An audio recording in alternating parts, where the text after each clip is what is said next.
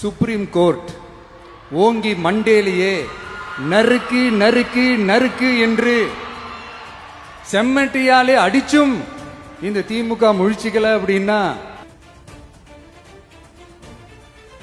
ஒழுங்கா படி என்று சுப்ரீம் கோர்ட் ஓங்கி மண்டேலியே நறுக்கு நறுக்கு நறுக்கு என்று செம்மட்டியாலே அடிச்சும் இந்த திமுக முழிச்சுக்கல அப்படின்னா அப்ப கொஞ்சம் கஷ்டம்தான். வெற்றி தோல்வியெல்லாம் அரசியல சகஜம் சார். அதுக்காகலாம் வெறி பிடிச்சி இந்த பதவி வெறி பிடிச்செல்லாம் அலைய தேவையில்லை. நல்ல விதமாவே சொல்றேன், நியாயமான அரசியல் பண்ணுங்க. ஓ, அதுதான் உங்களுக்கு தெரியாதுல்ல.